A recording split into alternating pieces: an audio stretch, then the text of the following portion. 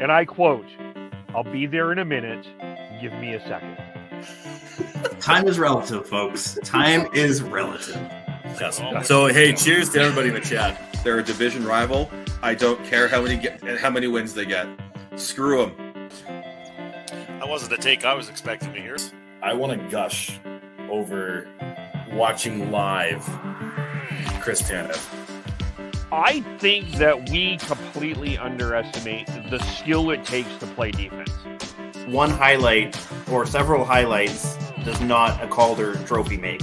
I'm stepping in here. I'm going to be the crotchety old man here. They need to learn patience. They need to understand the tension, and everything, and the drama. How dare! Look at this. How is McDavid not getting a penalty? You guys need to calm down with this, okay? You guys need to calm down with it. No, Tyler, we will not calm down. Hockey season is back, and there is a lot to talk about. And welcome to the Shifts and Pucks podcast. Of course, you can follow us on Twitter at Shifts and Pucks, Facebook.com Shifts and Pucks, YouTube.com Shifts and Pucks, as I try to adjust to make sure that you can see my pretty face on the podcast, and Twitch.com Shifts and Pucks, wherever you get your audio as well.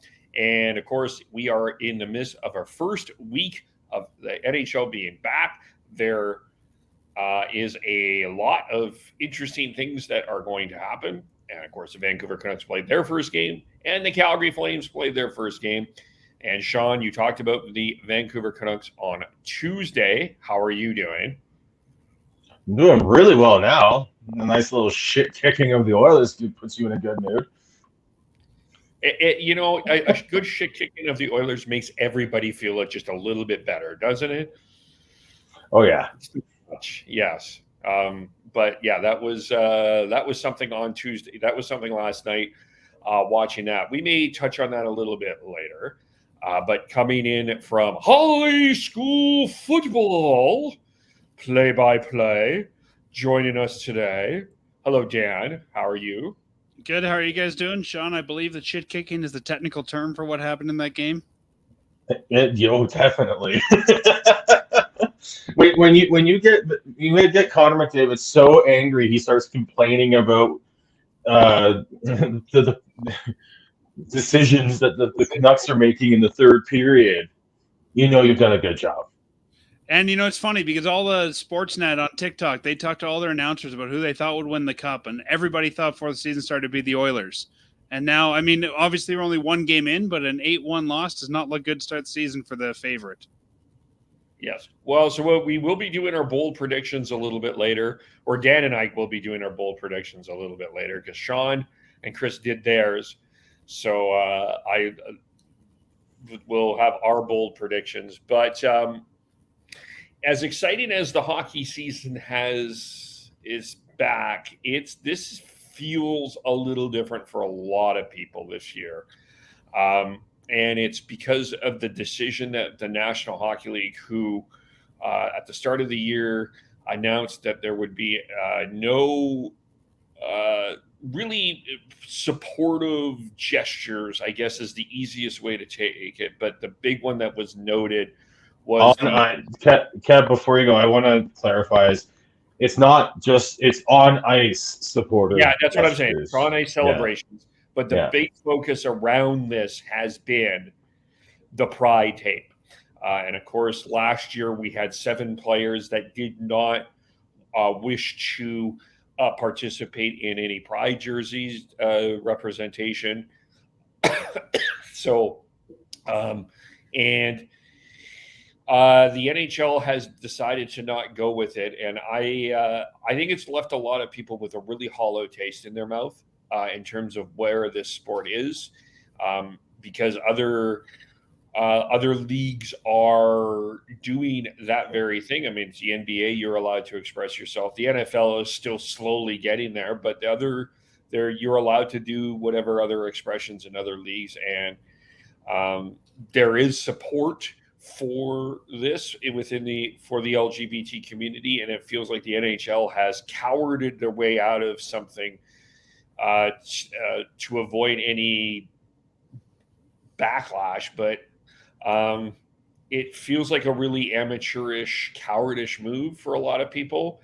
And I think it's hard. It's hard not to kind of feel a little bit of appall with this. And people like Brian Burke have spoken out. A number of people have spoken out this, but the NHL has completely blundered this situation. And I feel like it's a very unfortunate start. And this goes further than Pride Tape, Kevin. Like, they even announced they're not allowed to do any ceremonial jerseys. Like, they can't do, military awareness jerseys or Aboriginal jerseys or all the things, the Pride jerseys. Like, I think Pride Tape is what we're seeing right now. But for especially the hometown team here has always been good about those kind of celebratory jerseys, breast cancer awareness jerseys. None of that's allowed. So I think that this goes further than the Pride Tape thing. It's this whole, as a team or as players on the ice, we can't, support or celebrate any of these causes. And it's literally the issue is they just cut it all out. Yeah, they just said no. Teams can still do Pride nights. They can still do Indigenous nights. They can still do all those specialty nights, but the players can't wear special jerseys. They can't. And now the issue with the Pride Tape, they can't have special equipment for that as well. That's the issue. On ice, it's just as usual. Everything surrounding it in the stands, game presentation, and all that, they can do whatever they want, as far as I understand it. Yeah, I think there's some game presentation limitations, at least on television. But yeah, you can pretty much do whatever you want in your rink. Yeah, I just think it's a disappointing decision for a lot of people. I feel like the NHL just cowered it away out of allowing players to express their feelings. Like, don't want to go too far down this hole here, but as an example, Alex, there's a number of Jewish baseball players that have had the Star of David as part of their jersey. I've seen in the playoffs. But on that as well, the MLB has taken Pride jersey stuff away as well in the past couple of years. Yeah, I guess to me, I think for me, it's a very unfortunate thing because I do think that there is player support for it. And I feel like the NHL has stepped back on this. And I think, for all of this stuff that we've been talking about within hockey culture, I feel like the validity of anger is anger is valid. That's the way I was upset when they took away the jerseys because for so many that's important to them that they can see themselves in, the support. Or, I could have even seen the Flames do an ALS night after Chris Snow passed and stuff like that and having jerseys and auctioning those off. And that's part of the, the celebration is often auctioning those off and getting money. To me, who cares what color tape they wear? Whether it's green, blue, rainbow, silver, if someone wants to, put duct tape on their stick, why do you care? Like, you barely see it on TV. You don't see it if you're in the rink unless you're in the first couple of rows. Why does the NHL care what color tape they put on? They can still use Flame tape or Ninja Turtles tape or any of the weird tape I had as a kid. Who cares? And yeah, I completely agree. It's not the right decision. I think that it's a misguided attempt to try and get rid of any controversy, although it's just created more. It feels like a bunch of old white men who just said we don't want to offend anybody, so therefore let's offend nobody. Or that's exactly what it is. Yeah. That's exactly what it is. And that being said, I think I saw this post on Instagram talking about how sometimes you just need to shut up and listen is essentially what it is. And this is a time where I think where that is apt. I think for 3 straight dudes to be talking about this, yeah, that's great. But a lot of it is listen to the people in the community. Listen to multiple viewpoints of people in the community too, because not every person in the community, if we're talking about the LGBTQ community, agrees with this. Agrees with the fact, or agrees with how a lot of the vocal people in the community handle a lot of this. So listen to multiple different viewpoints. Be open-minded. And you don't have to get angry right away, right? And again, I don't like this flat out ban on all celebratory like special jerseys and everything, and now with the pride tape, I think it's crap. But I also think that like the way a lot of this has been handled by everyone has been way too angry, and I think we need to find a way to just be able to have a conversation and discuss it without throwing out insults.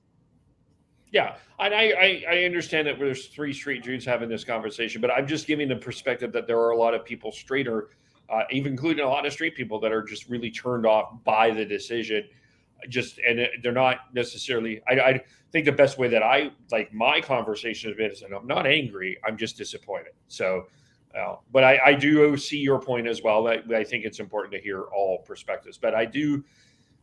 We'll move on. But I felt it was important just to start there. And I also think just for the final time, I can't imagine. I can't imagine how, in some ways, exhausted she must be. But we got a really great, powerful tribute last night to start the regular season for Chris Snow.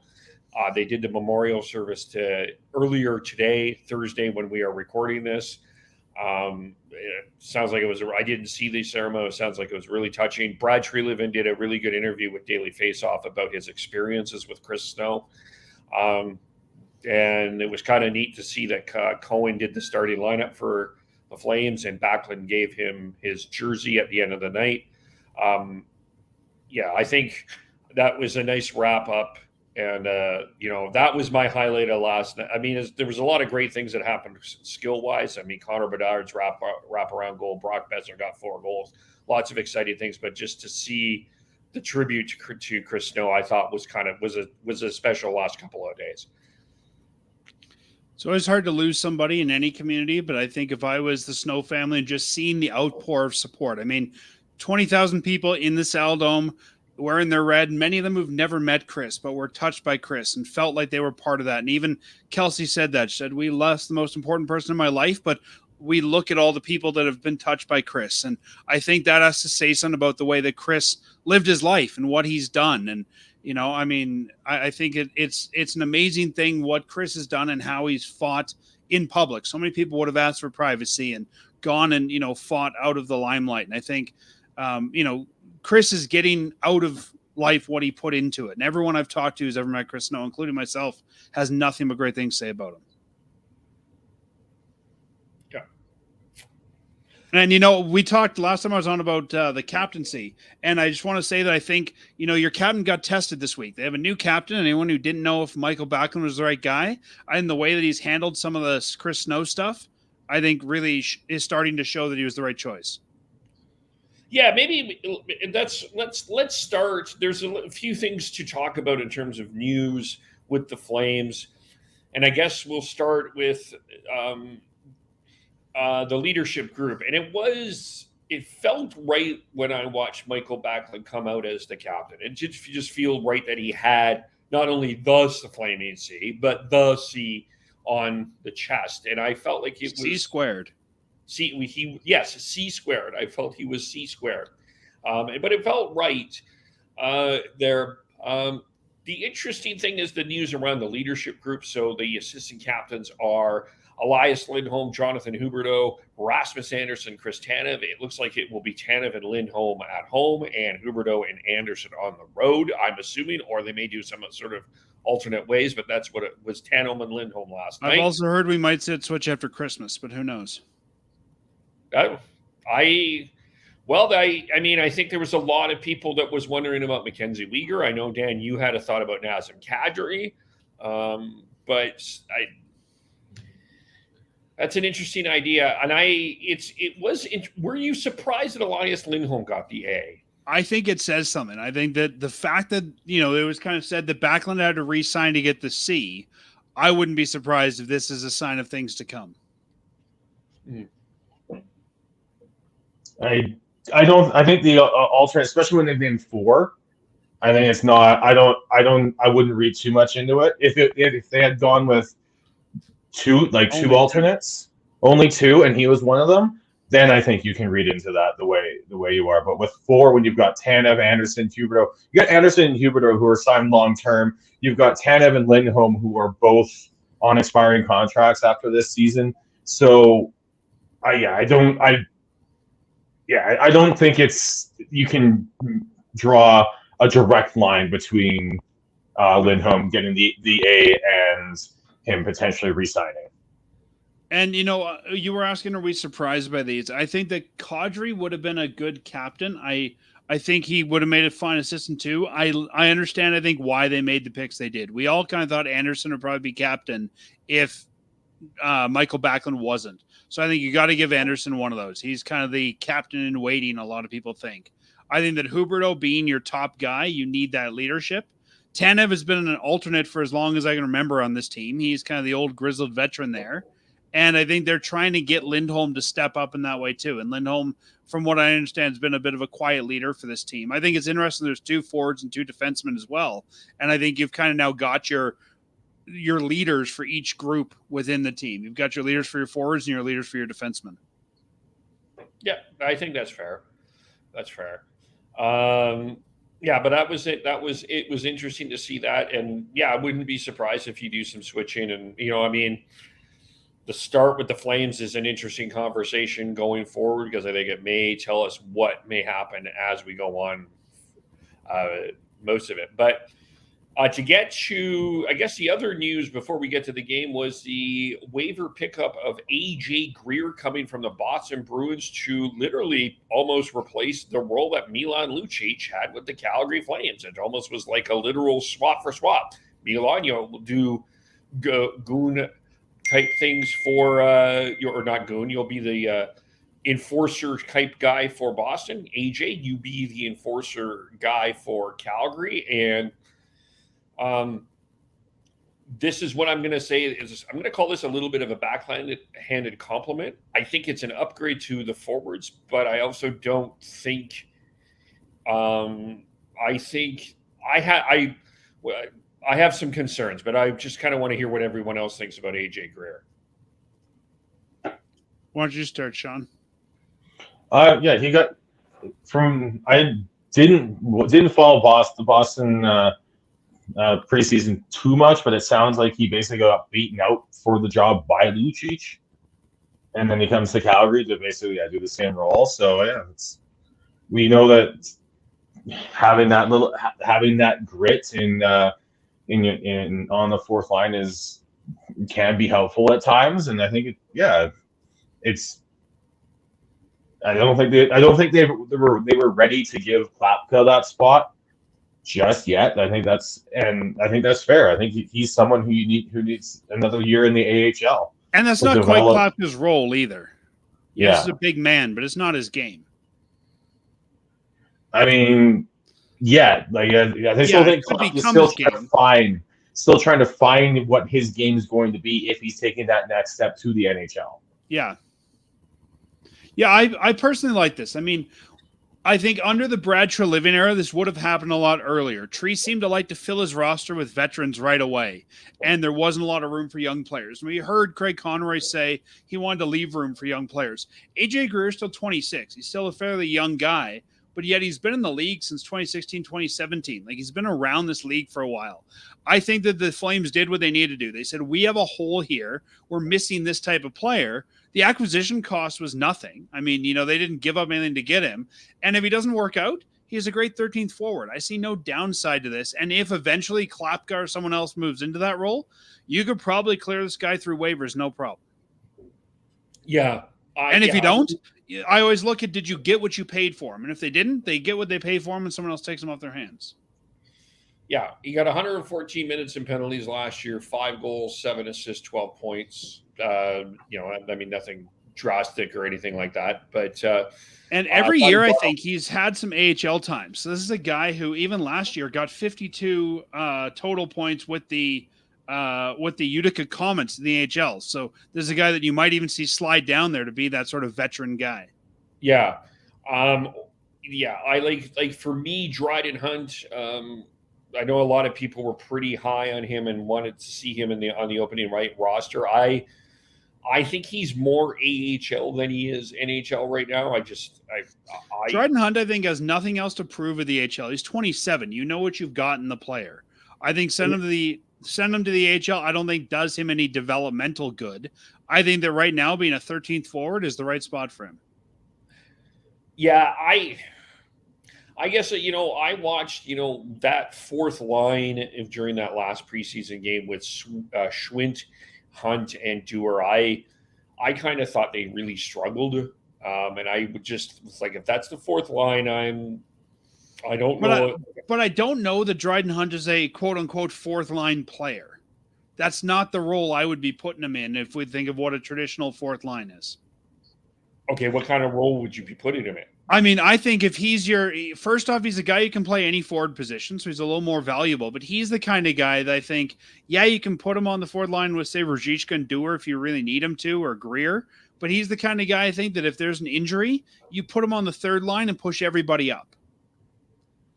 Like, he's not your physical kind of fourth line guy if you think about it. He's really more of a, not even a finesse forward, but he's more of a kind of playmaking forward, more of a top 9 type, even though I don't think he's quite top 9 yet. I think, let's say, for example, Coronado gets hurt. You move Coleman up, you put him where Coleman is, and you keep going.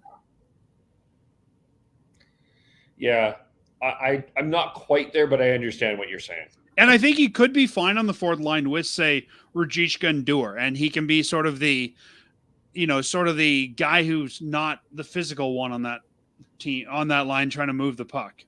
Yeah, fair. But yeah, those were the news of the week, really, that happened in Calgary land. Tangibly, but to get to the game last night.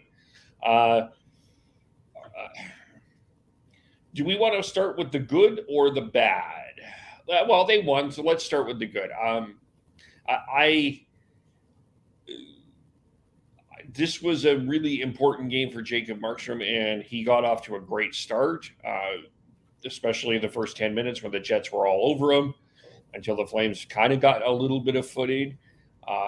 But he was really good most of the night. I mean, I know that there's going to be people quibbling about the Kyle Connor goal, but I think that went off of Osterley. I think he was screened, to be fair, on that one. But he had a really strong night. Like, that is a good start for Jacob Markstrom.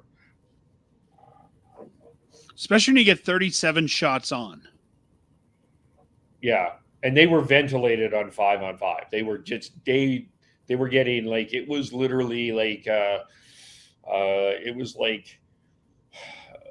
like a sands through the hourglass, that bad. Like, they were getting ventilated 5-on-5. We'll get to that in a minute. Is it bad that when Markstrom made his first save of the night, I'm like, good, it's going to be a good night for the Flames. Yeah.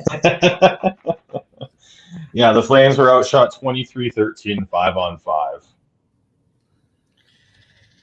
Yeah, and so I mean that was the good part. And that Markstrom got off to the start. We'll dig into Markstrom in a little bit here. I guess the other, for me, I mean, the best player of the night for the Flames was Andre Mangiapane, but I didn't mind Coronado, and I didn't mind the three other players. I didn't mind was Coronado, Lindholm. I thought Lindholm had a pretty good game overall, and I thought Igor was pretty good on the penalty killing. We'll get to him in a moment, but those four kind of stood out. The five stood out for me. I thought that Coronado looked the least impactful he has so far. He looked like a rookie in the NHL, which is exactly what he is. And, I think everybody really liked what they saw in the preseason, and forgetting signs that he wasn't always playing against NHL competition. Yeah. But I think he stood out to me as maybe not being where everyone expected him to be. To be fair, I do see some Chuck Kobasu. I get Chuck Kobasu vibes with Matt Coronado. Guy that we're all high on, but like when it got tougher, he didn't quite turn out. I will reiterate that I still think I'm with you. I mean, Dan, maybe you and I are the only two in Flames Twitter that agree with this, but Coronado should be playing with the Wranglers. But with the Pelche injury, the Rooney injury, they don't have the depth right now. And Coronado has worked his butt off to get into that lineup. But And I still think he can be in the lineup, but I'm not sure he should be on your second line with Sharon Govich and Kadri right now. Like, I think you might have to ease him into the league a little bit more. And maybe with the way that Mangiapane performed, maybe it needs to be Sharon Govich, Kadri, and Mangiapane and drop Coronado down with Backlund and Coleman. But who are you playing with Lindholm and Huberdeau? I think I'd keep Dubé there for right now. I mean, I think eventually that'll be Andrew Mangiapane, but let's be honest, he disappointed last year, and I think he's got to earn his way up there. I think it could be Sharon Govich. I think it could be Mangiapane on that line. But I think if you try to force Coronado into that spot, you're not doing him any favors. No, yeah, it's true. But I think ideally, if the coaching staff had their ideal line, I think it would be Huberdeau, Lindholm, Mangiapane up there, and probably Sharon Govich, Kadri, Coronado on the second line right now. But I think Mangiapane's got to earn that because he sucked last year. there was not nearly enough criticism towards Andre. And Dubé, when he was given that first line spot, looked okay. So I think you've got to let him ride that until he loses it. They switched last night, though. They moved Dubé off that line. They put Mangiapane on the line. They did, but Manj had a good night, right? So I think when he's having a good night, you got to test that out and see how he's doing. Yeah. Yeah. According to Pat Steinberg, the lines at practice this morning were Huberdeau, Lindholm, Mangiapane, Ruzicka, Kadri, Coronado, Dubé, Backlund, Coleman, Greer, Sharon Govich, and Dewar. Yeah, and I can't see Sharon Govich, honestly, being on the fourth line.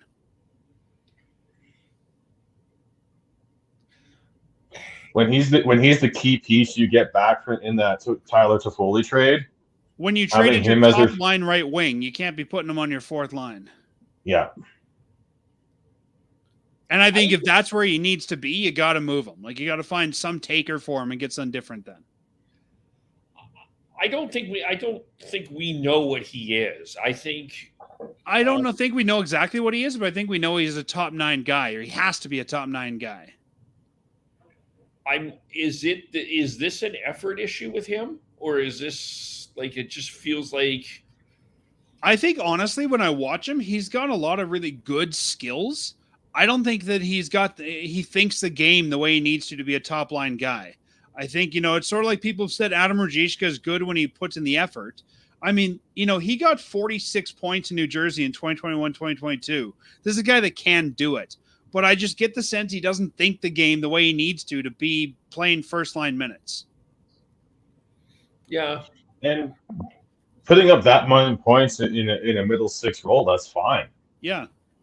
And I don't think, honestly, that's when they made that trade. I'm like, okay, yeah, you got a good middle six player in return for Toffoli. But it doesn't. It's what now 2 years in a row that the Flames have lost their top point producing player, and they haven't really brought anyone in to replace them. Though, to be fair, Sean, I think that when they lost the other two, they were guys that were on that trajectory. I think Toffoli had a weird season. I don't think we can expect nearly as many points from him again. It's not like they got rid of Toffoli in his prime. No, but it's good. You're right, but I think he's still a step above where Sharon Govich is. But I think that if we look at Toffoli and Sharon Govich this year, I think they could have very similar production. Ooh. Oh, I don't know. I think Tyler Toffoli is going to have another 30-goal year because he's playing either with Jack Hughes or Nico Hischier. And I mean, if we look at Sharon Govich, I mean, the Devils are in a tough division traditionally, and he's been in the league for 3 years. He got 30 points, 46 points, 30 points. So he's a guy that can do it. I think that, if you put him on the fourth line, you're not giving him the minutes he would need to do that. I think just depth-wise and also contract-wise, he's got to be middle six. Yeah. It certainly doesn't feel like they really know what they have yet in Sharon Govich, and I still think they're trying to figure out. And that's my big concern with the lines, is I feel like there's still a lot of figuring things out. Like, I think we know what Backlund and Coleman are, and then you can kind of plug and play that. I think Kadri, I don't know if they've really found true line mates for him. And I think Lindholm and Huberdeau continue to be a work in progress. The line combinations are one of my concerns for the Flames. I think you know what you've gotten in Huberdeau, in Lindholm, and Kadri, and Backlund, and Coleman. Everyone else, I think there's still something to figure out there. Do you know what you have with Huberdeau? I think you know what you should have. But do you know what should, and do you know what the But I think that can be said of any player, though, Sean. I think, you know, I think there's enough book on Huberdeau, you should know what you've got. Yeah, but that being said, last year versus what the expectations were, right? Yeah, and I think again, if we look at Huberdeau's numbers, though, it's not like he does this every second season. Like, you know, I think that we know what we should have in Huberdeau. Now, if he doesn't bounce back, it's another story. But I think we know what Huberdeau should be, and we got to give him a chance to prove that. I thought he was fine last night. I mean, I think an 80, 90-point year is not unrealistic. I don't think he'll ever get to 100 again. I mean, there's a guy who's 30 now. I think, you know, and we asked on our show, could he be a point per game guy this year? I think, you know, this year the expectation I would have is pretty close to point per game. Yeah. He's not, like, I think that this was something I was thinking about today. He's not as good of a skater as Johnny Gaudreau. Like, he doesn't, like, when Gaudreau went over the line, like, he came in with some pretty full speed. When Huberdeau goes in, I think he comes in a little bit more casual. Like, Huberdeau's and I don't think he's as good of a passer as John. I still will stand by it. Johnny Gaudreau is one of the. But I don't think that's Huberdeau's role. Huberdeau's role is to receive the pass. Well, Huberdeau is a playmaker, though, for the most part, right? But I think if you look at him on that line with either Lindholm and Dubé or Lindholm Mangiapane, I think they're looking at him to be the scorer. I think Lindholm becomes your primary playmaker. Yeah, see, I think Lindholm is Lindholm has to be the shooter, and Huberdeau has to be the playmaker for that to work. I just think that Lindholm's a far better two-way guy, and that's what you want often out of a playmaker. That guy who can, you know, do the work in your own zone, the guy you can dip back to the blue line a bit. I think Lindholm can open up a lot more ice for Huberdeau to score on. Yeah. Yeah, so that was my and I guess the defensive coverage, like, it's one of my things that I'm going to be very careful with this year is trying not to simply, like, I'm not going to blurt out the goaltender is bad, but I think sometimes it gets very easy that we blame the goals on the goalie when sometimes there is defensive coverage. The Bucs got to get through 5 guys to get to the goalie. Yeah, and I'll give a really good example of that. Like, I'll go back to the preseason, that first goal that Markstrom allowed. It wasn't the greatest shot that Tyler Myers has ever given, but Brock Besser was sitting all alone in front of the net. That was would have been a tap in. Yeah. Like, that, there was still some defensive zone coverages issues for me that I think have to be worked out. And I'm not entirely. I think the pairings are okay, but I also think. But I think the Flames also went into the season expecting to have Shillington. I think right now they're trying to figure out what to do on defense without him, and the pairings I think reflect that. Yeah. I think if they would have known they wouldn't have him, I could see them have gone free agent shopping, or potentially when they traded to Foley, got a defenseman or something like that, because it still feels like they're missing a piece. And when you look at it, they are. Yeah. I feel like they're missing a forward and a defenseman overall. Yeah, I think it's more evident on the defense. Like, I think Hanifin Anderson's a good pair. Last night they used Zadorov and Uyghur. I'm not sure I would go that way. I'd probably do Shillington, Uyghur, and then Tanev, Zadorov is your 6. And that's a great 6. But I think Zadorov playing in the top 4 right now is maybe not where I want him, and I don't know if I want Osterley as an everyday number 6 for a team that's trying to go to the playoffs. Yeah. Yeah, I agree. I think Zadorov, I like Zadorov, but I think he's a 5-6 guy. I think he still has the ability, and we saw him get a lot better last year. Like, he used to be a liability in a lot of ways. He'd cough up the puck, he'd do dumb stuff. I think we saw him take a step last year, and I think he could get to a number 4, but I think right now he's got to be 5-6. Yeah. He's too high risk He in how he handles it.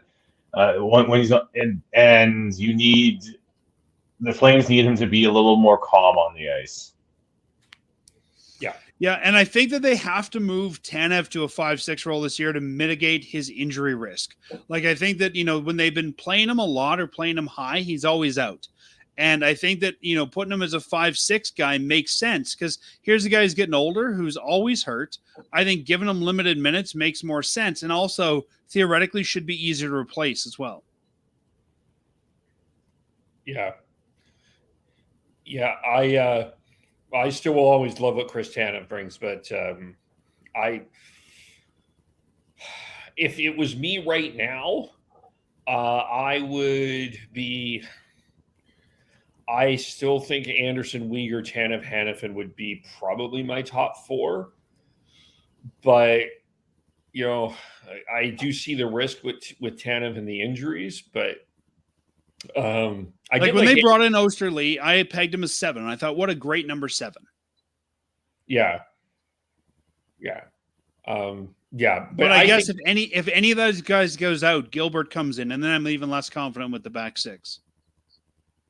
And they had Gilbert pairing with Tanev at practice this morning, and Osterley was the 7th. And I think sometimes we read too much into practice lines. I mean, for all we know, Sharon Govich wasn't feeling well. And, I think it's great, but I think sometimes fans read too much into what they do at practice. Yeah. I mean, it is exactly what it is, though. It's practice, right? Mm-hmm. So, yeah.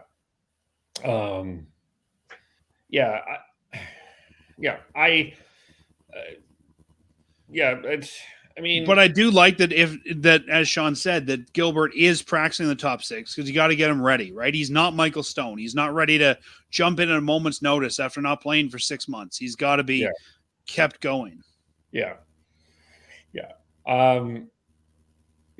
I guess overall, what I would say though is the 2 things that I would take away that are good with this is you won a game that you didn't deserve to win, which was in some ways the opposite in some ways of last year where they just couldn't find any luck. They found some early luck and they beat a team that I do believe that they will be battling for a wild card position in. So I think that in those 2 levels, I think that that's good. Their 5-on-5 play, I thought was for the most part, I thought that the stats show it, but the Jets seemed a lot quicker and this wasn't Buck's best night on it where Markstrom outplayed him.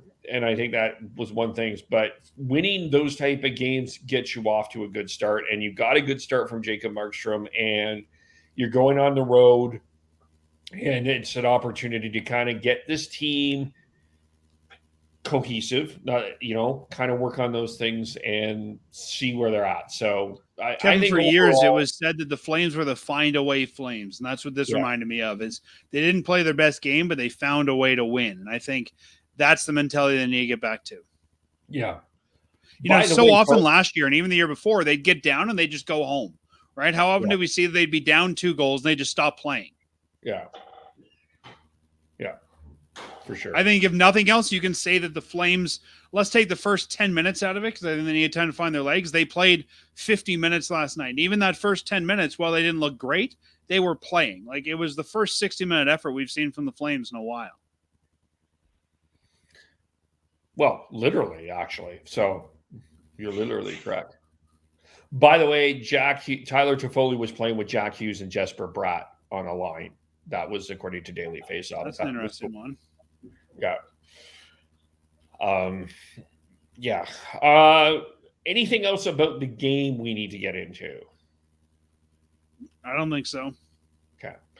Well, Dan, you did this on your show, and I thought we would bring some of these into our show. Kind of some early season predictions, and maybe I'll start with the first one here. How many games does Jacob Markstrom play? With the my over under would be 50. I think the question here too is: do you think that Markstrom is the starter? Or do you think they go, kind of tic tac toe between the 2 goalies? 3 goalies. I don't know if Wolf's in that conversation yet, but yeah, it could be 3.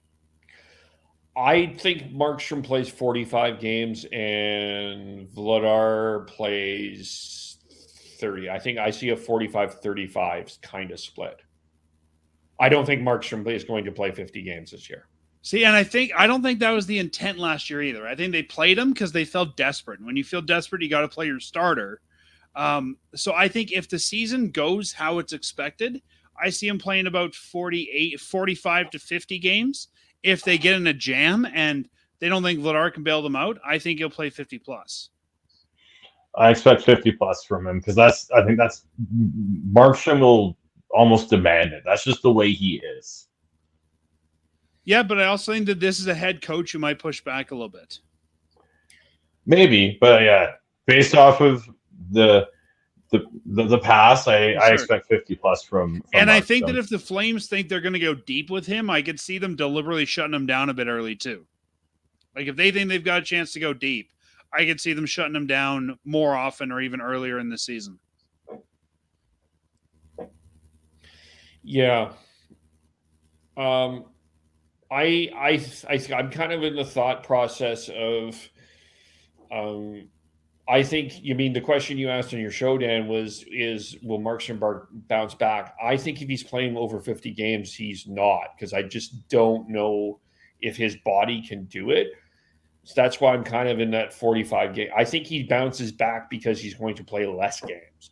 And so in our show, we defined a bounce back as being a league average starter. And I think you could play 50 and have great numbers, but then crap the bed in the playoffs. Like I think we've got to look at numbers more than starts. If he can play 50, get his numbers up, and still lead the team where he needs to in the playoffs, I think that's a bounce back. So I think we got to define what bounce back means.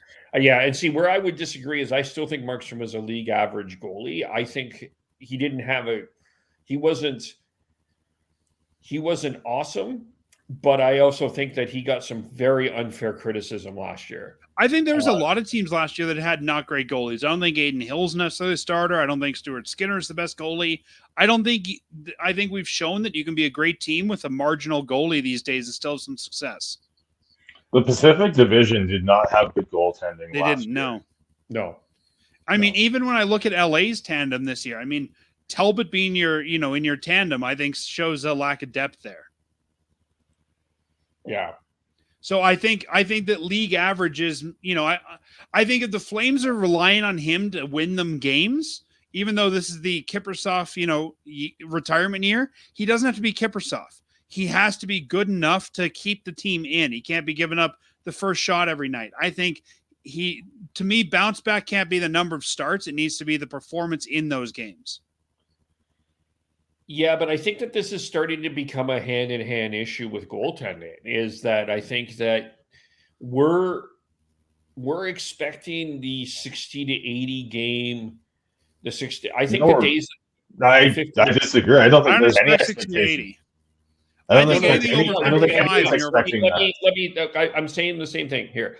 I think the days of the 50 to 60 game goaltender are done, and I think that I just think the way that the game is going, I think that that's becoming a burnout with the way that the average speed. I think everything around this game is getting so faster. I think it's harder for goalies to play 50 to 60 games. That's why I'm of the position that if you play him less, he'll play better. Okay, so what if they play him less because Vladar wins the starting job and his numbers still suck? Is that a bounce back? If he plays 30 games because Vladar wins the net. Like, I think that's why it needs to be more than games played, is that metric. Well, I think that the question would be I think what has to happen is Vladar needs to take the step up. Either Vladar or Wolf. Yeah, one of those two. But I mean, I mean, the regular season's great. I think really we need to judge him on, is he able to be competent enough to get the team to the playoffs, and then how does he perform in the playoffs? Yeah, because when we saw that round against Edmonton, he looked terrible. Yeah, he looked. Yeah, he did. No question about it. Like that was a tough moment for him, and it was a tough moment psychologically for him, for sure. Yeah, no, I won't disagree with that. But I think for me, Vladar, I think this is this is not only about Markstrom, this is also about Vladar and him taking that next step to where I agree. And I remind people, he still played less than 70 games in the NHL. We don't know what we have in Dan Vladar. And I think at times last year they gave him the net because they had to. And I think this is his time to – I think it's sort of his David Riddick moment. Are you a starter or are you a career backup? And I think David Riddick got overplayed here because he had to, because he was the best option they had. I think we've realized he's a career backup, and that's what he's become since then. And I think this is Vladar's time to show, is he a starter? Should the tandem kind of moving forward for the Flames be Vladar Wolf, or are you just a backup who I think then will end up floating around the league? And I still think the if you have a true starter, you're still gonna play 50 to 55. You're gonna start 50 to 55 or more games. I think you have to. Yeah. I mean, when how do we define a starter? You look at the goalies last year. There were 13 goalies that started 50 games or more. I mean, to me, to be a starter, you got to start more than half. Otherwise, you're not a starter. You're an 1A, 1B tandem, and half is 42. So, yeah, I think you got to start at least 50 to be really a starter. Yeah. But the other side of that too, and I'm touching wood as I'm saying this, is we've been fortunate enough to not have a Markstrom injury, and that's also possible too. For sure, it's also possible. So, but I feel like if Markstrom gets hurt, wasn't he banged up at like near the end of that 21-22 season? Probably, but he didn't actually take time off. Yeah, I think everybody's banged up at the end of the season. The only official public injury that we know of, though, was the concussion during the bubble here. Yeah. But at the same time, Kev, if he does have an injury this year, I feel the Flames are better prepared than ever before. I mean, you've got Vladar who should step up. You got Wolf. I mean, heck, if you want, you got Oscar Dansk. Like, you've got options there. Yeah. Yeah. And I think if Markstrom goes down in some ways, again, knock on wood, it might be good for the Flames because it would test their depth and let them see what they got. Yeah. Okay. So that's the one that the Markstrom bounce back. The guy that is going to surprise, I think, was that one, Dan? That was one. Yeah. I got to get my answers up here so I make sure I'm giving the same answer. No, you have to pull a Chris and change it halfway through. All right. That's what happened on Tuesday. By the way, to go back to the Vancouver, the podcast on Tuesday, Chris's handling of the one last question was mesmerizing. Should I just add guys' names together? The best goalie this year will be Dan Markstrom or Jacob Wolf. Jacob Wolf. All right. So who will surprise? I'll give the same answer I gave on our show. I think I said Nikita Zadorov, if we're thinking about pleasantly surprising. I think we saw Zadorov take a step up last year because he had to. Again, I think he was forced higher in the lineup than they thought he would. I thought he became a much better player. He wasn't coughing up the puck as much. He was making more impactful plays. He wasn't just a big body. He wasn't just Derek England 2.0. And I think if he continues to play in the top four, you could see him progress to the point that I don't think his contract looks as bad as it does now as a bottom pairing guy and a guy that could really become a 4 or 5 for a good team moving forward. Yeah, that's fair. I think I'm looking at the roster trying to think who I think will surprise, but again, it comes down to how you qualify surprise. Yeah, if we're talking pleasant surprise or surprise they were terrible. When I say surprise, I think pleasant. Like, if you talk about disappointment, would be the word I would use if you're going to say. Sure. Like, we can't bad. say Coronado's going to surprise. We all expect good things out of him. And that's where I'm at, because it's like, would it be Mangiapane? Could it be him? But he also had a great season 2 years ago. I think a bounce back maybe is the better word. And I do have a name for a bounce back, and I think we'll combine with a surprise. And maybe the surprise, as we talked about earlier, Sharon Govich, because we don't know what he is. And maybe he surprises us by, coming out and establishing that. But I'm still going to stick with Zadorov. If I'm going to say as a surprise and take away any sort of bounce back thing, I'll say Ruzicka. I'll say he's shown in spurts that he can play in a top 9 role. And I think if there's anyone on this roster that I think that fills this the best, I think it would be Ruzicka, other than Zadorov. Yeah, I think that's a good pick. And I'll give an honorable mention of Vladar. Like, again, if he's given the shot, I think he could surprise. He is the sort of the lost goalie, because everyone's talking Markstrom, everyone's talking Wolf. Yep. And I think we saw from him, he has the skill last year. The question is he given enough games? If he's given 25 starts, I don't think you can surprise in that. But let's say, as Kevin said, knock on wood, Markstrom's out and he can take that net and maybe become the starter, then there's a surprise there. All right. Mine will fall into both categories. Mine is in the bounce back and the surprise. It's Elias Lindholm. I think he's going to have a much better year than a lot of people are talking about. And I don't know if it's going to be necessarily point-wise that we're going to see a lot of that. I think next week I would like to get into a deeper discussion on who Elias Lindholm actually is, but we'll deal with that later. But I think he's going to have a bounce back close to Selke I think he will be in a Selke nominated conversation. I don't know if he gets nominated. I'll go into that with bold predictions, but I think Elias Lindholm, both bounce backs as surprises. And I'll just say it this way, proves a lot of fucking people in the Flames Twitter wrong. Interesting, because when you say bounce back, he had his third most productive season in his career last year. Yeah. A lot of people felt it was a disappointing year, but if you look into his numbers, when they won, he was a point-a-game player. He was on the positive side on mostly everything. I also think Lindholm's one of these guys that not everything he does is quantified on the score sheet, and I think it's hard sometimes because of that. To say that he didn't have a good year. Maybe he didn't have as many points on the scoreboard, or I've even heard some people say we didn't get as many goals, but he got more assists, so he's not as valuable. You know what? Somebody's got to move the puck too. So, I think that he's a guy that, and now with an A on his chest, I think there's a lot of things he's going to be asked to do that are intangible that makes that hard to quantify. Yeah.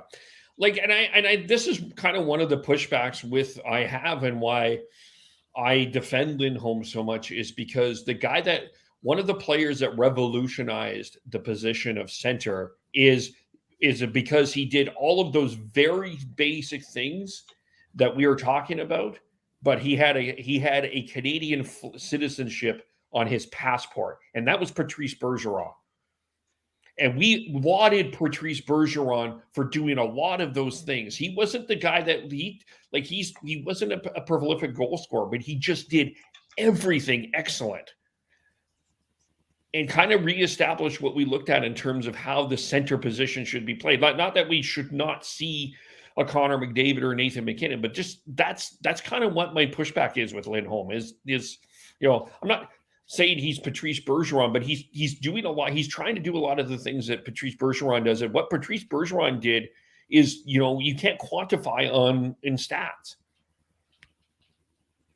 Yeah, and that's fair. I just want to say that the expectations that as a Canucks fan looking at Flames fans, I felt the expectations that many Flames fans had for Lindholm and Kadri specifically were way too high. Yeah, I would agree. You look at Lindholm. He has a 82-point season, a 78-point season, and then he did 64 in 80 games. And I think the only other season that comes close to that would be the 47 and 56 in that bubble season. But he's more. I think he's more for at least production wise.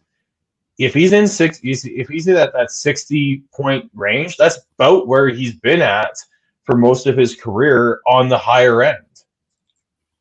For sure. So I think, yes, a lot of the stuff he does isn't necessarily quantifiable on the stat sheet. But yeah, I think I don't know if he'll surprise and I don't know if he'll have a quote unquote. I mean, just what is the bounce back going to be? Because I think they found magic. They found magic in a bottle with that line that season with Tkachuk, Gaudreau, and Lindholm. That the chemistry that they had was just, you could talk about unquantifiable. You could not quantify that. Parts. Yeah, and at last year they couldn't find that chemistry, and you've already mentioned how the line combinations and the chemistry is still a question mark. So I just don't know what. And when you say bounce back, what is he bouncing back to? That's fair. I think a point a game per player per I think back in the 80 point. I'll say He's done it once. I think if he He's has done 70, it once in his career. I think if he has 70 points this year, I don't know. I have to think about this a little bit more because I think it's like I think part of it is I think I have trouble arguing about Elias Lindholm in terms of a statistical thing, and that's but I firmly believe in Elias Lindholm, and I firmly believe in what he can be, and I think he's gotten completely unfair criticism from a lot of the people that are drawing on crayons, quite frankly, and I think have been insincere in their criticism of Lindholm. It's been my bug for this summer watching people criticize Elias Lindholm the way that he has. I just feel like it's Sean. It's almost as similar to you and one of your feuds. I feel the same way. I'll tell you off air, but I got a few feuds. But yeah. If we can look at bounce back as maybe guys that also need to take the next step, I think for me, the big one's Andrew Mangiapane. Now, he's a bit deceiving because last year he put up his second best point year ever with 43 points, but he only got 17 goals. That's kind of his average. In 2021, 2022, he did 35 goals and 55 points. But for a guy making the money that he's making, I mean, we've got him 2 more years at $5.8 million. I think this guy needs to step up to that $5 million player bracket. If he's playing on your third line, I think that he's not performing the way he needs to. So, I don't want to debate, should he get more goals, should he get less assists, but I think this is a guy who isn't going to get 40 points on the third line. He needs to push his way into the top 6 and continue that same trajectory to bounce back. I expect if the Flames are going to be a playoff team, they need 25 goals from Mangiapane. I do not think that that's an unrealistic expectation. And I think if they don't get it, this is a guy, as my co-host Matt has said, this is a guy you might not see in a Flames jersey next year. It's a lot of money to tie up in a guy who's not doing it. Yeah, he was a guy that didn't get enough criticism. And I think, to be fair, he was hurt last year, but he didn't get enough criticism last year for his performance. I did not think he was good for most of the year. And there was a lot of stretches he went without a goal. Well, I look at this Flames roster, and take away all the free agents that there are coming up, the UFAs. There's multiple players that they have to make decisions on after this season, and with the cap going up, the trade market should start to free up a little bit for a lot of these players. And I felt like after Johnny Gaudreau left, I kind of felt like there was a top line position earmarked for Mangiapane. It's like, hey, you're next up. And he didn't take that. And I think that's where the organization sees him. And it'll be interesting with a new GM who it's not Craig's guy. Sometimes GMs maybe give their own guys a little more leash. I think it's happened with Mangiapane and Dubé. Another conversation for another day. But I think that, I think Mangiapane needs to take that step as a bona fide top 6. Yeah. Yeah. I also thought I may be in the minority here, but I think it was a mistake that they didn't trade Mangiapane after the 35. I think that there was an opportunity to kind of do the sell high. I think it was Brad's guy. And I think with Brad not as the GM, there might not be the same, I don't want to say fascination, but loyalty to that player. And I don't know how much you would have gotten in return for him anyways, because he had because of the RFA and ARB rights that he had That's true. after that season. Fair. Where are we Okay. going next, Kev? Because let's do a couple more, and then Sure. I want to get into bold predictions. Maybe let's do this one. Let's make this one very simple, and then we can spend some time in some bold predictions. Just recognizing the time here. Do the Flames make the playoffs? Oh.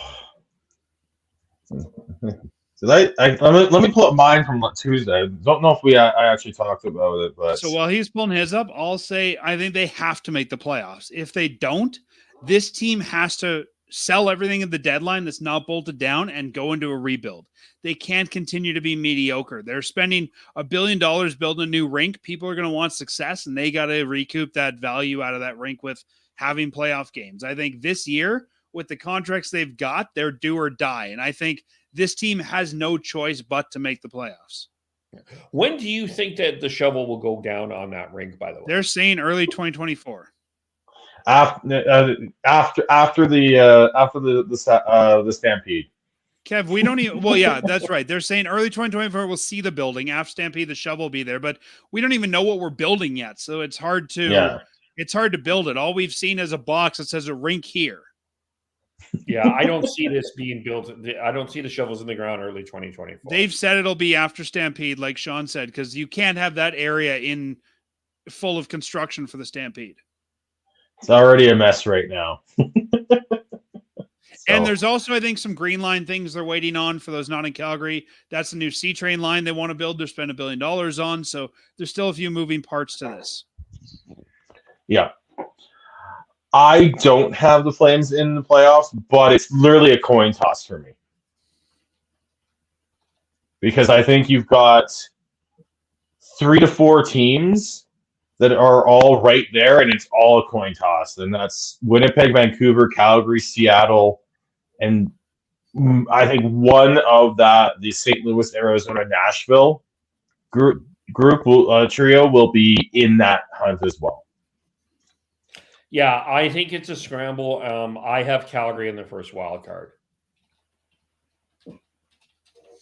Yeah, I said on our show I could see Calgary second in the Pacific. I think really a lot of this year is going to come down to 2 things. Which team is healthiest and which team gets the most depth. Calgary's not a team that has 1 or 2 star scorers. For Calgary to make it, everybody needs to contribute. Everybody from Sharon Govich to Coleman to Huberdeau. I think this is a team that if they fire on all cylinders and they're getting, 12 forwards and 6 defensemen contributing, they'll make it and they can, I think, do well. But at the same time, as a lifelong Flames fan, they tend to disappoint me. So it's a tough one for me. Hold on. Did you say second in the Pacific? I think they could be.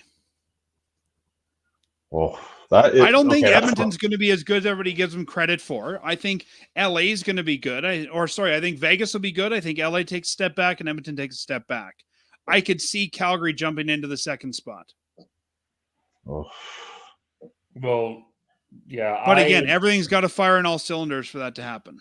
I think that's like the Canucks talk about needing everything to go right to make the playoffs. That would be needing everything to go right and then some to get that second spot. For sure. That's kind of my blue sky prediction. I don't think they can do better than that. I honestly think they'll probably be third or wild card.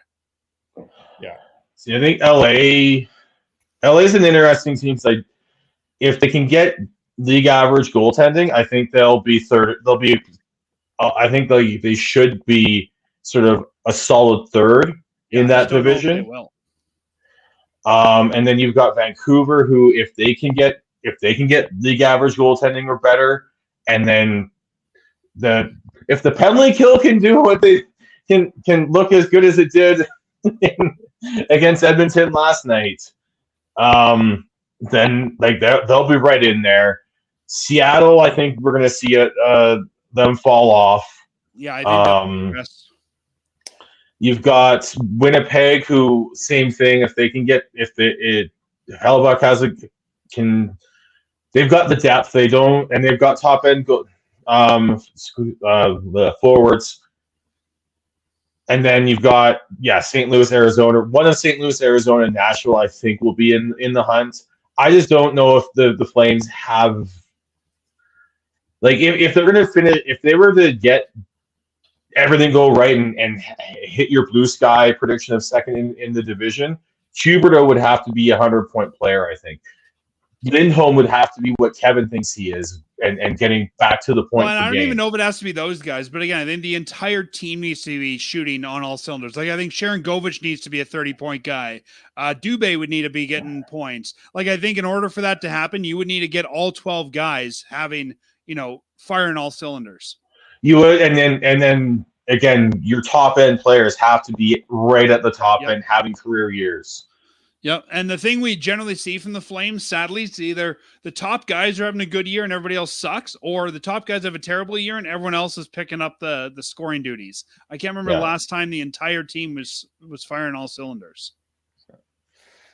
Yeah, it is to me, my locks coming into the year were Dallas, Colorado, Minnesota in the Central, and Vegas and Edmonton in the Pacific. And then it is a mad scramble, and I think the only people that I leave out are Anaheim, Chicago, and San Jose. Like, I think Arizona will be scrambling in there as well until the trade deadline. And then after that, I think they will probably fade. But it's a scramble. Like, it really is. Yeah, If you were a St. Louis Blues podcast, I think one of the things that we would be discussing is how much bad luck they had last year. And that I think comes down to it too. Last year, for all things that went wrong for the Flames, they lost almost no man hours. Like, if the Flames lose one or two top pieces, this could easily be derailed. Yeah. Sure. All right. We probably have time for one more, Kev. Well, I wanted to get into the bold predictions. Sure. So let's go there. Because I'll have two. Dan, do you have any bold predictions that are not, even if my two are not Flames related? So sure. Why don't you guys give yours first while I think about some? Well, I'll remind everyone of the two that I gave on Tuesday. One, that Thatcher Demko will be at least a nominee for the Vezina. And two, that both Tampa Bay and Boston will miss the playoffs. It's funny because I have Tampa Bay winning the Atlantic, so I'm fascinated by this. I was like, oh, that's interesting because I think Tampa's going to finish first in the Atlantic. So even with Vasilevsky out for however long. Yep. I just think the fact that they had an absolutely horrendous defense last year. Yep. I think they're rested. I think that you talked a little bit about a team with a chip on their shoulder. I think Tampa will have it. And there's still so much talent on that team. And I just think that they're going to come back with a little bit more anger.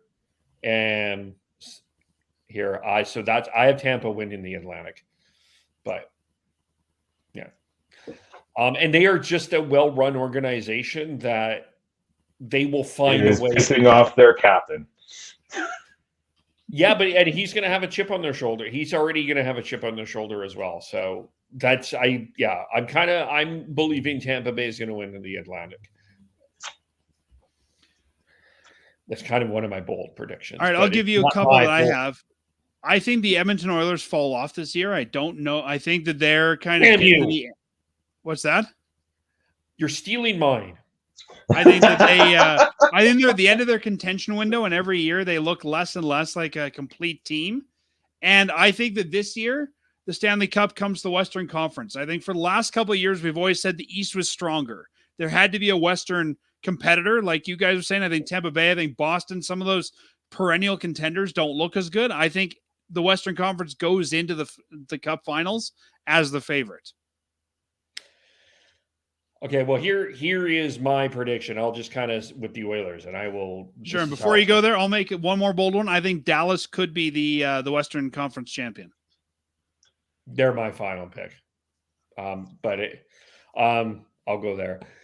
So thanks for stealing my thunder. But here's my why you bring me on. I'm just kidding. I think the Edmonton Oilers will make the playoffs. I think that they will have a pretty strong year, but I think they will be eliminated in the first round. I think I'm like you, Dan. I'm not buying into everybody's look at McDavid and Draisaitl are angry, so everything is going to be look out. This team still hasn't really learned how to win yet, and part of that process is being eliminated in the first round. And I don't think that people that are saying that the Oilers should have won against Vegas, I think you need to rewatch that series, because Vegas's forwards dominated that blue line of the Oilers with Mattias Ekholm there.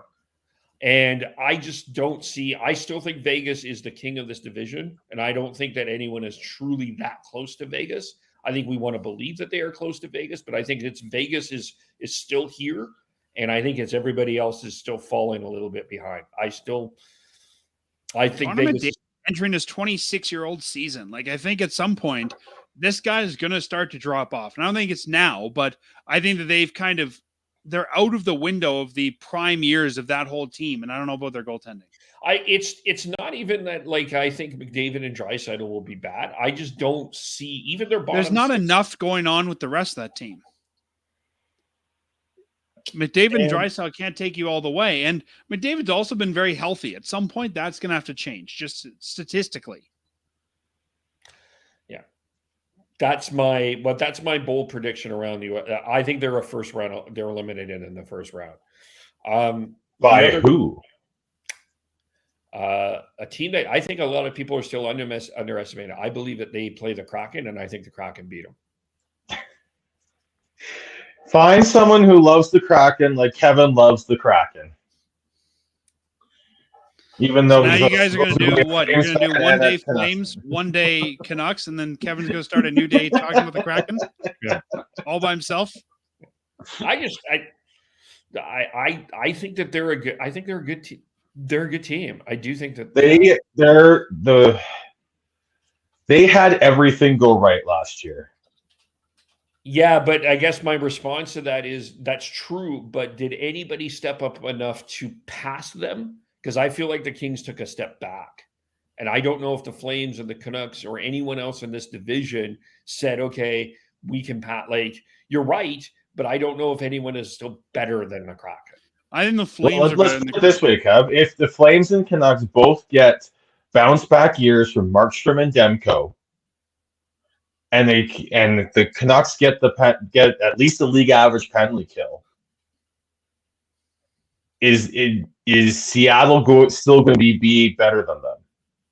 And that the big question there with Seattle is Jared McCann really a perennial 40-goal scorer, or did everything just go right for him there? And if he takes a step back, who takes the step up?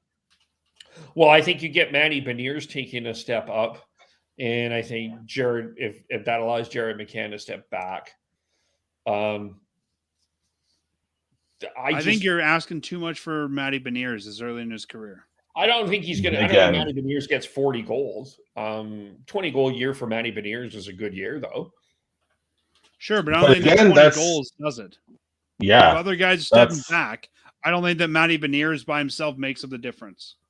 Yeah, they found ways to get goals last year. They feel like again everything went right. I don't think Jordan Eberle is a top line right winger anymore. Like, if your top line is McCann, Beniers, Eberle, you're still missing some pieces. Yeah, and I also, this is the other thing that I think is going to be very interesting of who wins the cup is how do you manage this salary cap? And because it is a very tight cap right now, a lot of how many teams last night played with less than 20 skaters? 5. It's tough, right? So I'm still I know you two don't agree with me, and I'm totally fine with that. I was right about the Kraken last year, and I still think the Kraken are sticking around. I'm not proven right so far in the first 2 games of the year, but we'll see about that as they get through there. I'm not. Yeah, I just look at that lineup, and if McCann isn't a 40 goal scorer, and even if Beniers takes a step forwards, I just don't know where the rest of the offense is going to come from, especially if you have teams like Vancouver and Calgary taking steps forward with goaltending, with their complete games as well. That's why it's a bold prediction. It's called a bold prediction. Here's Kev, what you're just talking about with the salary cap. 10 of the 30 teams now have less than $1 million. So a third of the league is in cap trouble, and of those, 8 of them don't even have enough money to bring up one contract at league minimum. Yeah, it's well, the part of that is like also a lot of those teams who dressed a man short are able to call up a player on emergency to fill out the roster. Sure, yeah, and some of them are doing it too, just to bank some cap space for LTIR, and there's all sorts of politics that go into that. Yeah. But it is how you manage this cap, I think, is going to play a lot in how who wins the Stanley Cup. And Kevin, I think a lot of that is also going to be, we may see different call-ups than we expect, because I think a lot of teams won't necessarily call up the best guy, they'll call up the cheapest guy. Yeah, it's going to be. You might see a lot more AHL, I'll call them AHL tweeners or AHL guys who get called up because, hey, you're making league minimum, but our top draft picks over here making $1.5 million. We can't afford that one. Yeah. So I think this year call-ups are going to happen a lot more, where you're going to ask for your depth guys to move up in the lineup, and you're just going to call up the cheapest guy to play the fourth line minutes for 10 minutes a night because he can do that for $750. Yeah. Here's my other bold prediction, and this is in the individual category, and it has nothing to do with the Flames. This is NHL broadwise. I think Sidney Crosby wins the Selke Trophy this year. Interesting. I guess you say find someone who loves the Seattle Kraken as much as Kevin does. I guess find someone who loves Sidney Crosby as much as Kevin does. Still one of my favorite players, and I think he's the guy that he has adapted and changed his game. Where as much as people were pissing on John Tortorella for his comment about Connor McDavid a couple of years ago that he needed to change his game, Tortorella was right. Sidney Crosby has changed his game over the year, and I think he's going to win the Selke Trophy this year. All right, I'll give you one more then. I think by, let's call it July 1st of next year, we will see the Phoenix Coyotes relocated, and we will have information on 2 new teams that are expanding into the league. They might not expand in, but I think the expansion fee will have been paid, and we will know who they are. Oh, God. We're back It'll to be Atlanta. Let's hope it's not. A third time's a charm, right? You know what? If it's Atlanta, I'd be happy if I'm Quebec City, because they've shown every time they get a team, it goes to Canada. So just wait for them to fail again.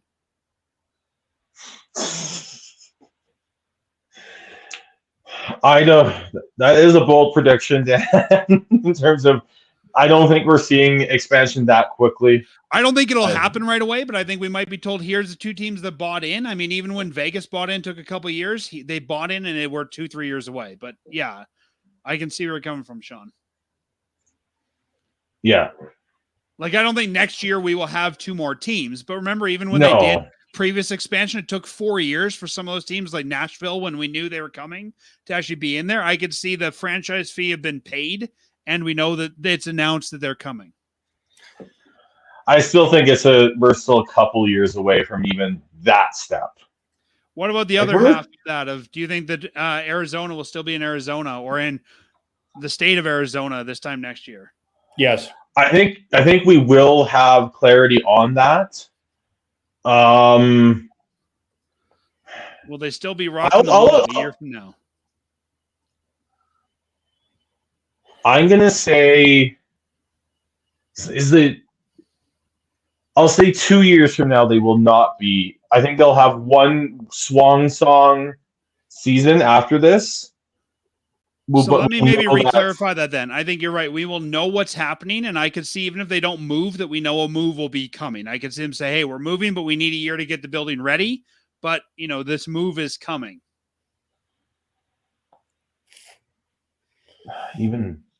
You know what? No, I like your first one. I think we will know they will not be in Arizona, Let's go with and that.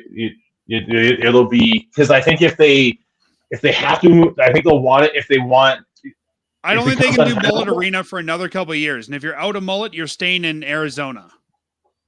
If the way I look at it is if they do not have a long-term solution for what once the Mullet Arena deal is over by the end of this season, they will up and move them the way Atlanta moved to Winnipeg, and it will be into Houston.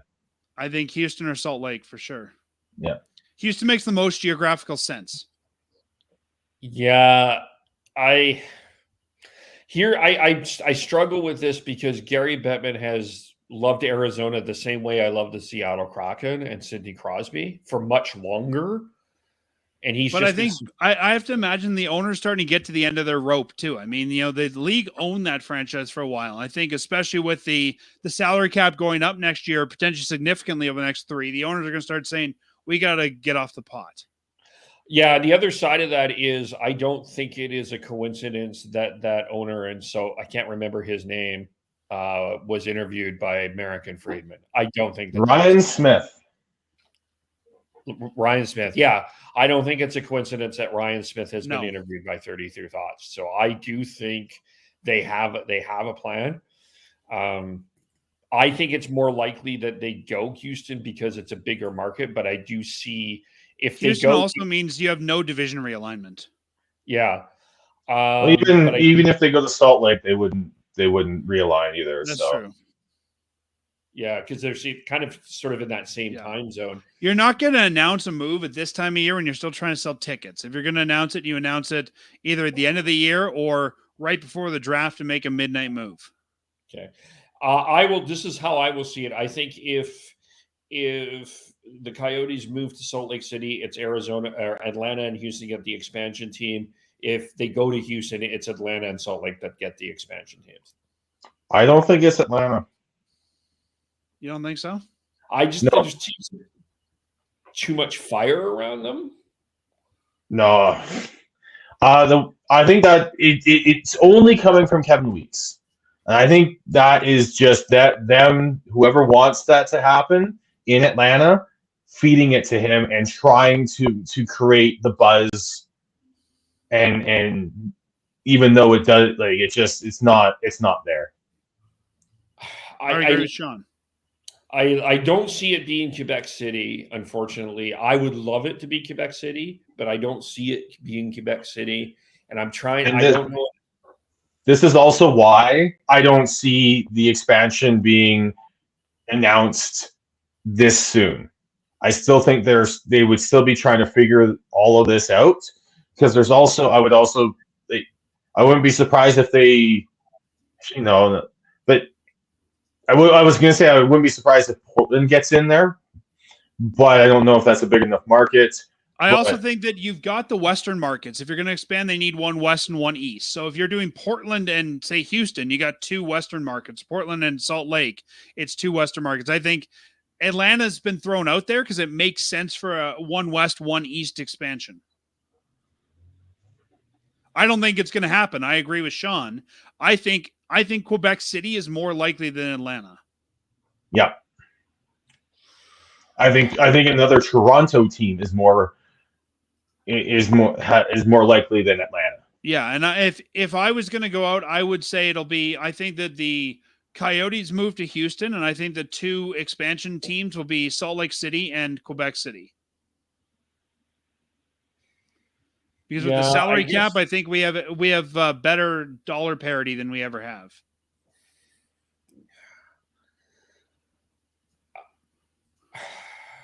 I hope you are right, but I just don't think. I think there's the 2 pipe dreams: the Expos returning to Montreal and Quebec City getting that team in an expansion team. I still feel like our pipe dreams, and maybe I hope you're right because I would love to see Quebec City back in the league. I think it would be great.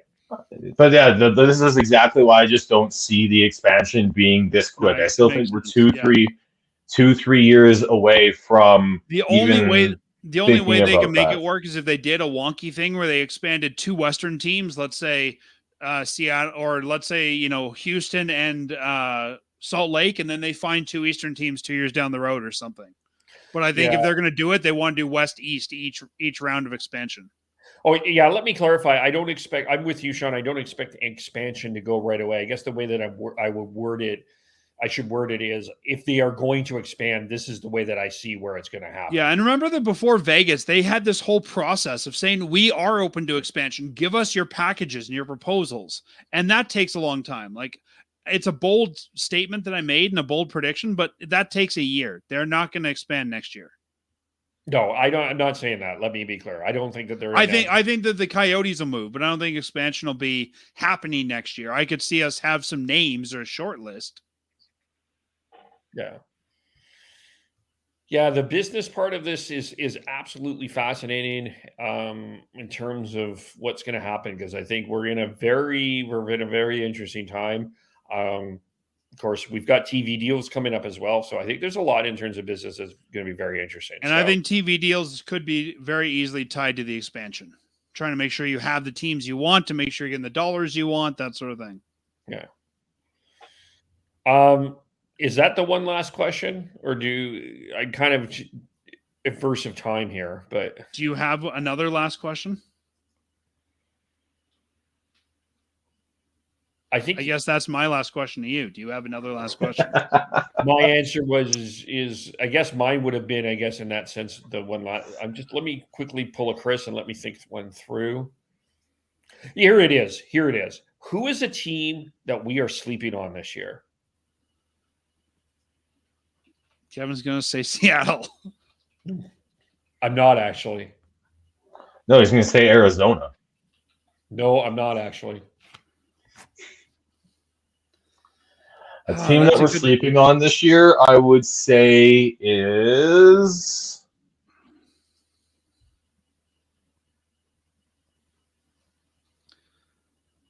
It's a tough one. I need to think about that for a sec. Oh, fuck. Sorry, I didn't mean to do that.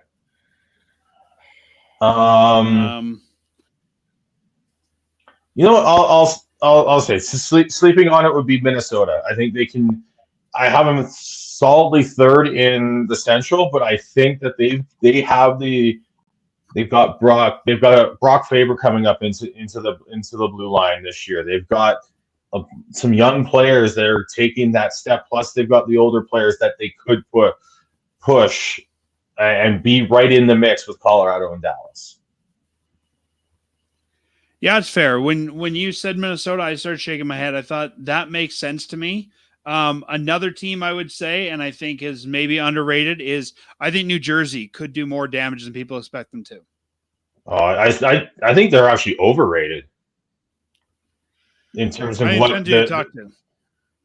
Yeah, I think they're overrated. I think you're seeing a lot of these lists where they've got like Jack Hughes as a top 10 player in the league, and I'm just, as good as Jack Hughes is and as exciting as he is, he's not there yet. No, I agree. So I'll stay with you. Yeah. The other team I would say is, I think they just get lost because of the New Jersey seems to be a sexy pick for a lot of people. You've got Carolina, who's a very strong team, is the Rangers. I think the Rangers are a team that is getting slept on. Yeah, I can see that. I'm just not a Peter Laviolette fan, so that is where my struggle is. But where I will agree with you is Mika Zibanejad is underrated in terms of when we list him in terms of centers. They probably have the best goalie in the league in Shesterkin, or at least he's second best. Maybe he's in the top 3. We could agree at least, and they have the best blue line in the league. I think, in my personal opinion. There's so many questions with that team that I have around Capo Caco and Alexis Lafreniere and Philip Cheeto that concern me.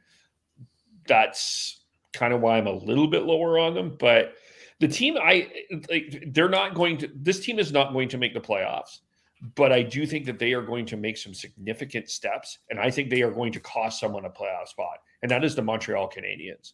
I think they're going to play hard. I loved how Zarber, that game against the Leafs last night, that was a great game. I wish Devin was on to talk about it. But Zakai going after Ryan Reeves after he was running rough shot. I was like, yeah, like there's some. They're not there yet. I think they have one player that I think a lot of people are overrating right now, but there's a lot of really good pieces, and I think they're going to take a step, but they will not make the playoffs. But they are going to cost somebody a playoff spot because someone is going to take them lightly. They're closer to being competitive than Detroit is now. Yeah, I can see that. A team that I think might be less bad is Philadelphia. I don't think they're going to make the playoffs, but I think they might be less bad than expected. Yeah. Do we want to see a team that people are overrating? I mean, Dan, you said the Oilers, but Tampa Bay.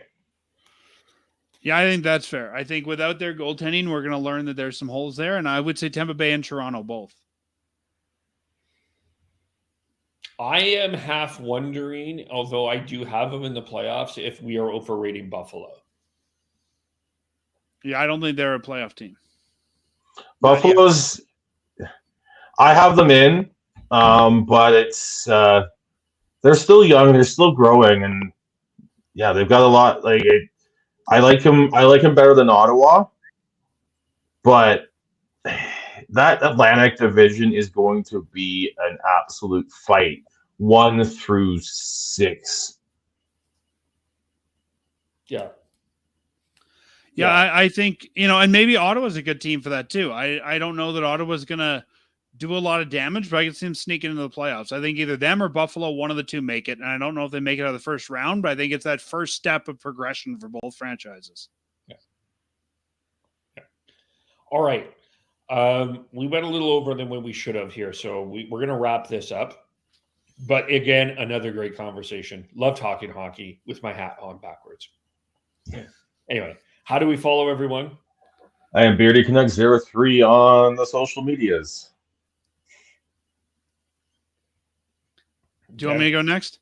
Yeah. We are Fireside Chat. You can find us anywhere you find podcasts, Apple, Google, any Spotify, Pocket Cast, wherever you find podcasts or social media, or the best place, go to our website of firesidechat.ca. You can find us there. And you can find all the way subscribe to us on social media through your favorite podcast app. You can even give us your email address, and I will email you every week when the new podcast comes out. So whatever's the best way for you to listen, we want to make sure you can hear us. And more often than not, you can also find me here on Thursdays. Yeah. Tyler TNOBLE, a shout out to him. Got the chance to see him briefly on Tuesday. Hope surgery for family member went well. And Christian Schneid's happy birthday, SCHNEIDZ. And I'm sure Devin is celebrating his birthday. I got to make sure I have his Twitter handle right, but it is on Twitter. So follow him. He doesn't tweet too much, but check out Amped Advantage in Calgary. You can follow Shifts and Pucks on all the social medias. Including I'm on Threads. I will be getting on Blue Sky shortly as well. Not today, but this weekend. So, but thanks everyone for watching. Thanks everyone for listening, and we will talk to you all very soon. Bye for now.